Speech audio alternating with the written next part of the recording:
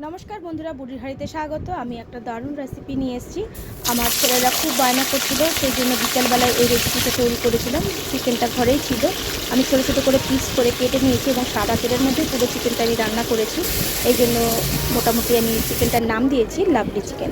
খুব তাড়াতাড়ি হয়ে যায়।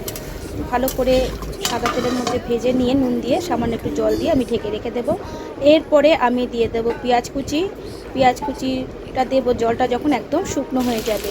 এইভাবে হয়ে গেলে পরে আমি সঙ্গে সঙ্গে পেঁয়াজ কুচিগুলো দিয়ে দেবো।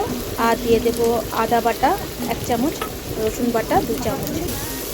এরকমভাবে একবার করে দেখবেন, খুব অসাধারণ হয় খেতে। সামান্য একটু নেড়ে চেড়ে যখন মজে আসবে তখন দিয়ে দিতে হবে ক্যাপসিকাম দিয়ে আমি কোনো রকম মশলা ব্যবহার করিনি। সামান্য একটু নুন দিয়ে দেবো, আর একটু দিয়ে দেবো টমেটো কুচি, দিয়ে দেবো চিলি সস, আর দিয়ে দেবো টমেটো কেচাপ।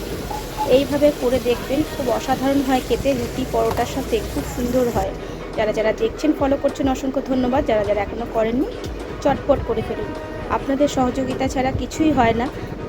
বিশেষ করে আপনারা যে আমার ভিডিওগুলো দেখেন মন দিয়ে, সেই জন্য অসংখ্য অসংখ্য ধন্যবাদ। যারা দেখছেন, ফলো করছেন, এবং ভালো লাগলে অবশ্যই বন্ধুদের মধ্যে শেয়ার করুন, লাইক করুন, কমেন্ট করুন। ধন্যবাদ।